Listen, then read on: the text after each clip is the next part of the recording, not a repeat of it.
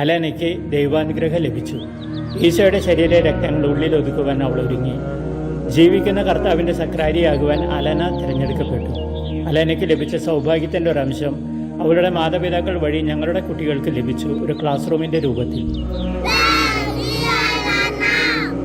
ബത്തലത്താലയിലെ 15 ഗ്രാമപള്ളികൾ ഉൾപ്പെടുന്ന ഇടവക ഏറ്റെടുത്തതിനോടൊപ്പം ഇവിടുത്തെ ഗ്രാമങ്ങളിലെ കുട്ടികളുടെ വിദ്യാഭ്യാസവും അഭിവൃദ്ധിപ്പെടുത്തണമെന്ന് ഞങ്ങൾ ആഗ്രഹിച്ചിരുന്നു.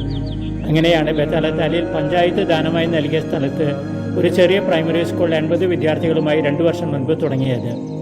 ഈ വർഷം സെപ്റ്റംബറിൽ അധ്യയന വർഷം തുടങ്ങാനായി ക്ലാസ് റൂം തികഞ്ഞിരുന്നില്ല.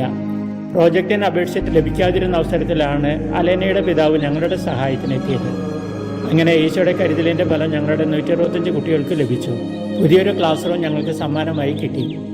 ഇവിടുത്തെ രീതി അനുസരിച്ച് 5ാം ക്ലാസ്സിലെ പരീക്ഷ ഗവൺമെൻറ് തലത്തിലാണ്. അതിൽ വിജയിച്ചാൽ സെക്കൻഡറി വിദ്യാഭ്യാസത്തിന് തുടക്കമാകും.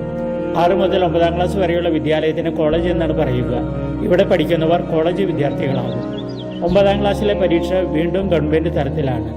അടുത്ത പഠനം 10ഉം 11ഉം 12ഉം ക്ലാസ്സുകൾ ലിസയിലാണ്. അത് കഴിഞ്ഞിട്ടാണ് യൂണിവേഴ്സിറ്റി പഠനം ആരംഭിക്കുക. ഗ്രാമങ്ങളിൽ നിന്നുള്ളവർ ആദ്യത്തെ സ്റ്റേജിൽ തന്നെ തങ്ങളുടെ നിസ്സഹായാവസ്ഥയിൽ പഠനം നിർത്തും. അതുമൂലം സാധാരണ ഗ്രാമങ്ങളിൽ ഏറ്റവും ഉയർന്ന സ്ഥാപനം പ്രൈമറി സ്കൂളാണ്. ചെറിയൊരു വിഭാഗമാണ് കോളേജ് പഠനത്തിനെത്തുക. ലിസയിൽ അത് വീണ്ടും കുറയും. 12ാം ക്ലാസ്സിൽ പാസ്സാകുന്നവർ വിരലിൽ എണ്ണാം. യൂണിവേഴ്സിറ്റി സാധാരണ ഗ്രാമീണർക്ക് അപ്രാപ്യവുമാണ്. ഗവൺമെൻറ് വിദ്യാലയങ്ങളിൽ പഠനം ശരിക്കും നടക്കാത്തത് മൂലവും ക്ലാസ് മുറികളുടെയും അധ്യാപകരുടെയും അഭാവം മൂലവും ഗ്രാമങ്ങളിൽ ഉന്നത വിദ്യാഭ്യാസമുള്ളവരെ കണ്ടെത്തുവാൻ കഴിയില്ല. പ്രൈമറി സ്കൂളിലെ ടീച്ചർമാരെ വരെ കണ്ടെത്തുവാൻ ബുദ്ധിമുട്ടേണ്ടി വരുന്നുണ്ട്. പുതിയൊരു മാറ്റം ആഗ്രഹിച്ചുകൊണ്ട് ബത്തലത്താല ഇടവകയിൽ വിവിധ ഗ്രാമങ്ങളിലായി 6 സ്കൂളുകൾ നാം നടത്തുന്നുണ്ട്.